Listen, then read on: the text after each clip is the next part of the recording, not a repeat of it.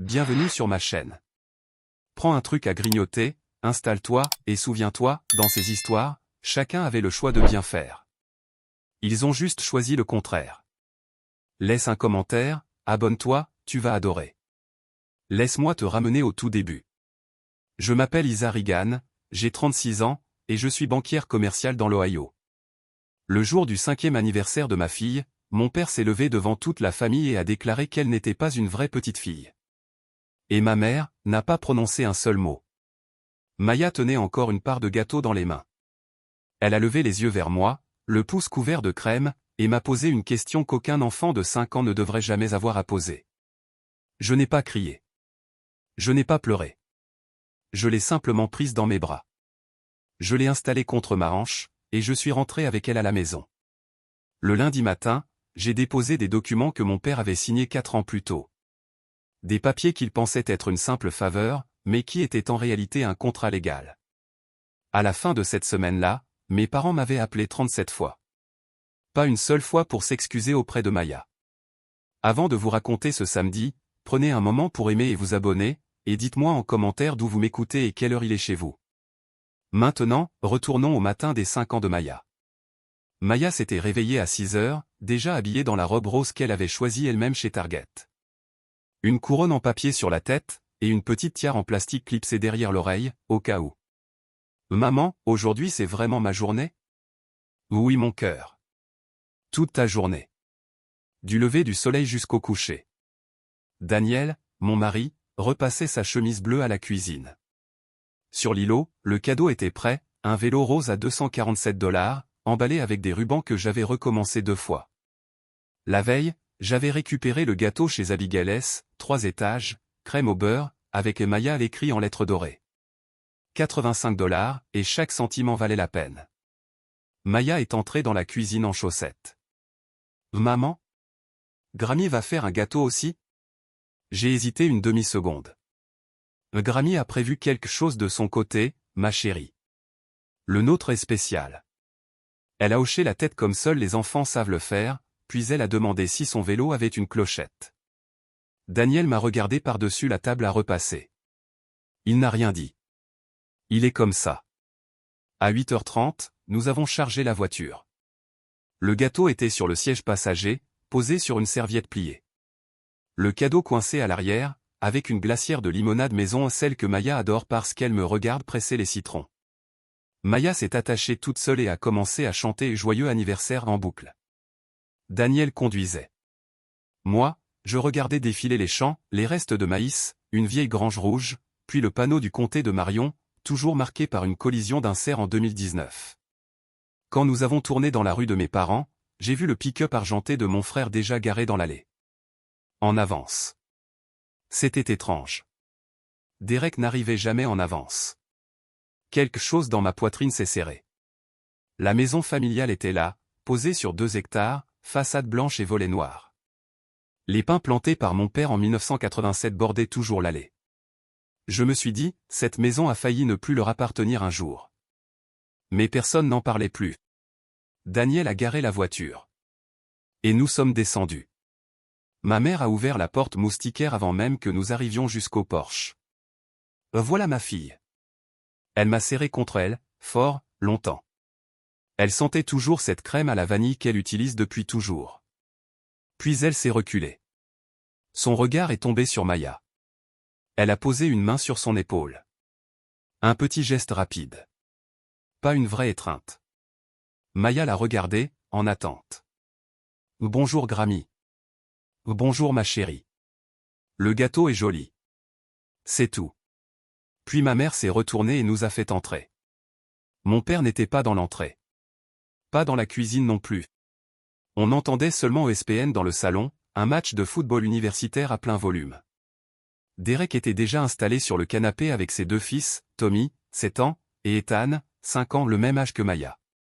Joyeux anniversaire, Maya, a lancé Derek sans détourner les yeux de l'écran. Il n'a même pas tourné la tête. J'ai posé le gâteau sur la table de la salle à manger. Ma mère s'occupait déjà d'une pile de serviettes. Et là, je l'ai vu. Sur l'étagère près de la fenêtre. Un dossier en carton manila, épais, avec un trombone bleu. Patricia Reagan document successoraux. Mon estomac s'est serré. Ma mère a suivi mon regard. Elle a réagi vite. Trop vite. Elle a attrapé le dossier et l'a glissé dans un tiroir du meuble. Puis elle l'a fermé avec la hanche.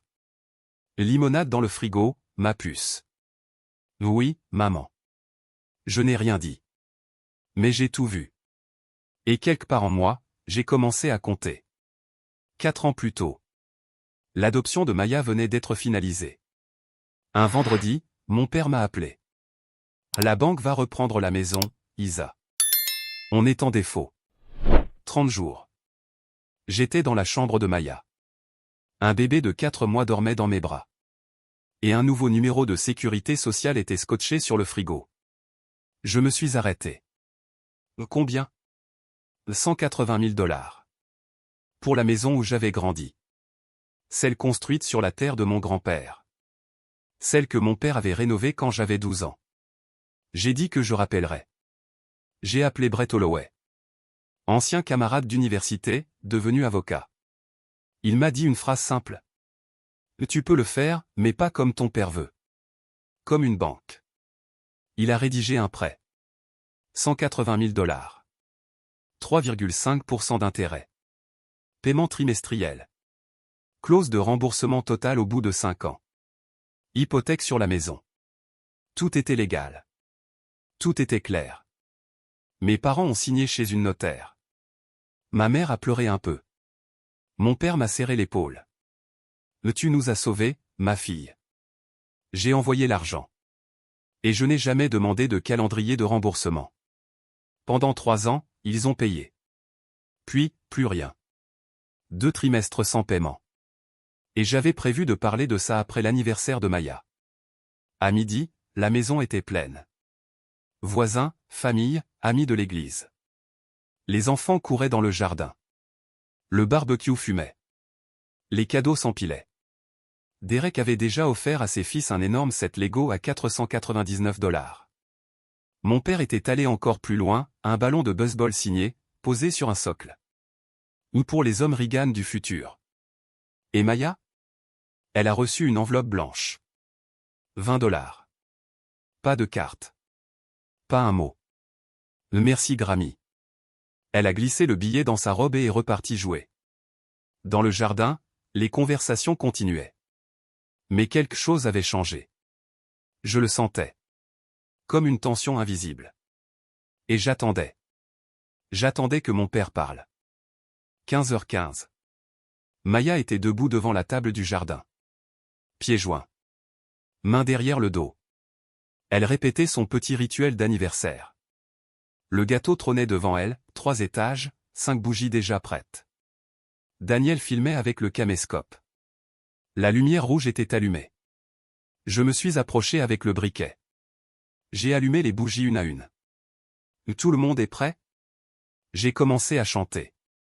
Joyeux anniversaire? Je n'ai pas terminé la phrase. Le verre de mon père a frappé la table. Un bruit sec. Il s'est levé. Silence immédiat dans le jardin. Même les enfants se sont arrêtés. Il a tourné son regard vers tout le monde. Puis il a parlé. Avant qu'on coupe le gâteau, je veux dire quelque chose. Personne n'a bougé. Même le vent semblait s'être arrêté. Parce que le testament arrive bientôt, et je veux que ce soit clair.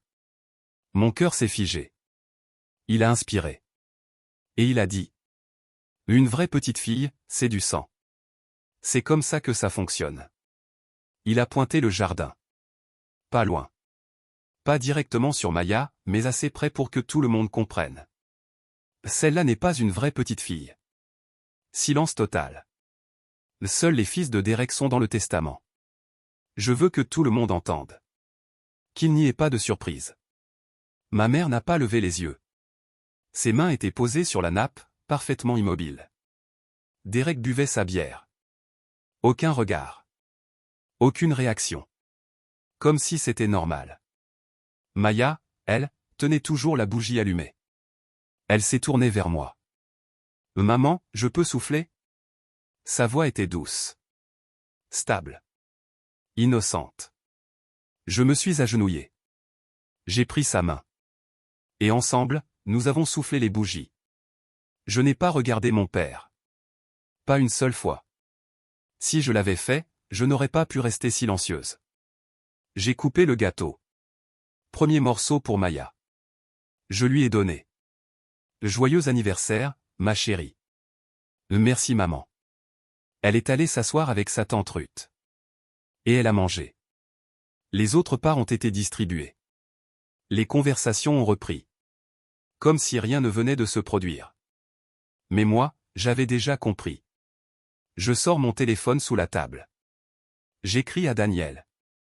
15 minutes. On part. Sans scène. Il lit. Il hoche la tête. Je commence à ranger. Le gâteau. Les cadeaux. La glacière. Ma mère m'attrape le bras. Lisa, ne sois pas en colère. Ton père est comme ça. Je la regarde. Calme. Très calme. Je ne suis pas en colère. Je comprends parfaitement ce qui vient de se passer. Je prends Maya dans mes bras. Et je sors de la maison. Dans la voiture, elle pose une question. Maman, je suis pas une vraie petite fille? Daniel freine sur le bas-côté. Il coupe le moteur. Silence. Je me retourne. Je la regarde droit dans les yeux. Maya, tu es ma fille. Tu es la fille de papa. Tu es une vraie petite fille. Elle réfléchit. Puis elle demande. Alors, pourquoi il dit ça? Je réponds doucement. Parce que lui, il a choisi de croire quelque chose qui n'est pas vrai. Elle hoche la tête. Puis elle mange son gâteau. Daniel me regarde. Qu'est-ce que tu vas faire? Je regarde la route. Je pense au dossier. Au contrat. Aux signatures. Et je dis. J'appelle Brett demain. Le lendemain matin. Je n'ai presque pas dormi. Maya s'était endormie dans sa robe d'anniversaire, encore pleine de crème au coin des lèvres. Je l'ai portée jusqu'à son lit. Daniel a enlevé ses chaussures. La veilleuse étoilée restait allumée. Elle aimait le silence doux qu'elle projetait au plafond. En bas, je me suis servi un verre de bourbon. Un petit. Puis j'ai ouvert mon ordinateur. Dossier, prêt familial 2020. Je ne l'avais pas ouvert depuis plus d'1 an. Tout était là. Le contrat. Les signatures. Mon père. Ma mère. Moi. Le notaire. Les clauses. Les dates. Les paiements trimestriels. Puis les trous. 2 paiements manquants. Je relis une phrase du contrat. En cas de 2 défauts consécutifs, le solde total devient immédiatement exigible.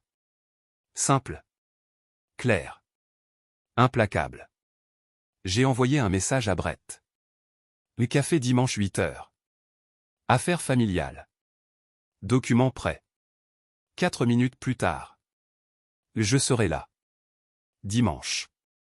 Brett était déjà installé dans un coin du café. Dossier ouvert devant lui. Il m'a tendu un café noir.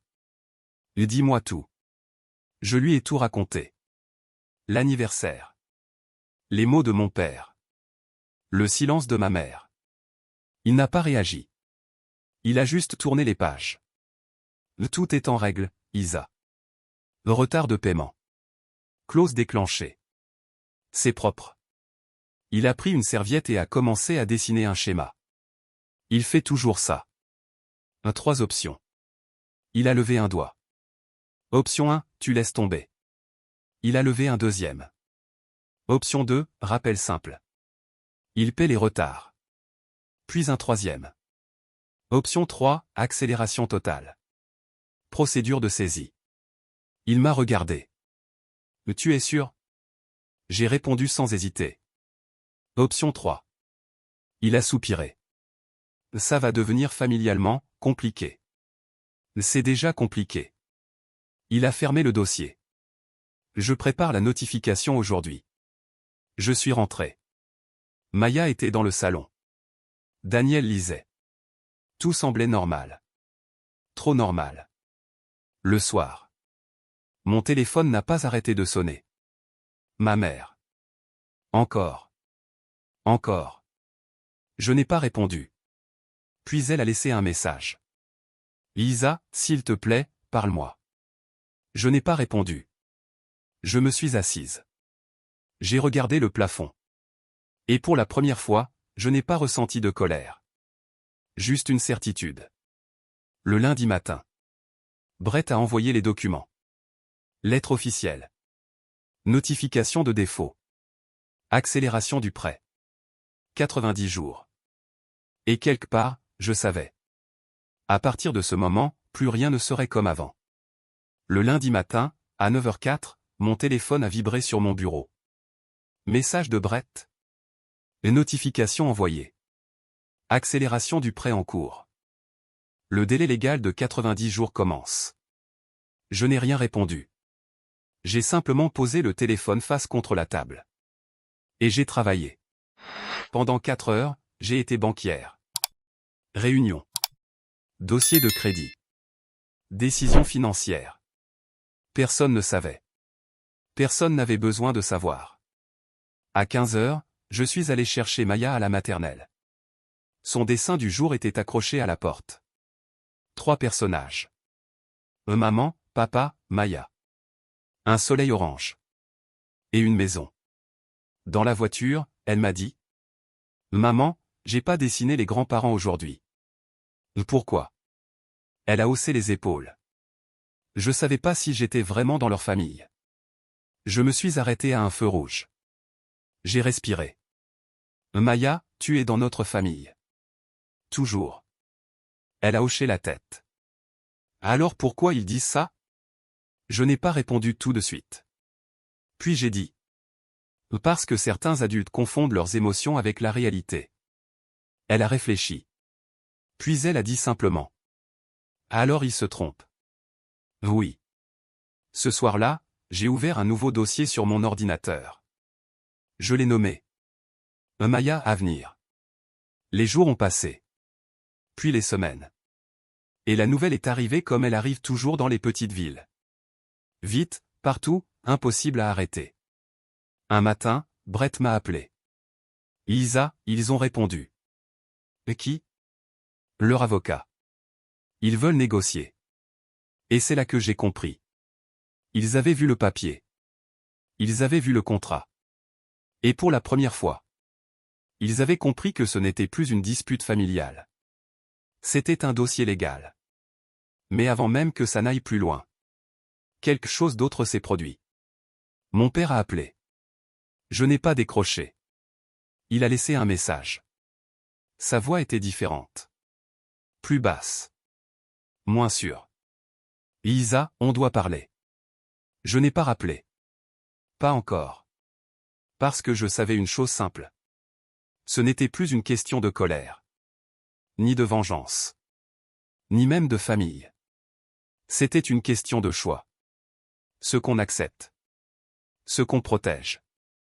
Et ce qu'on refuse de laisser passer. 3 semaines plus tard, la réponse officielle est tombée. Ils vendaient la maison. Le jour de la signature finale, je suis resté dans ma voiture. Je n'ai pas entré. Je n'avais pas besoin d'y être. Brett m'a appelé après. C'est terminé. Tu récupères ton capital.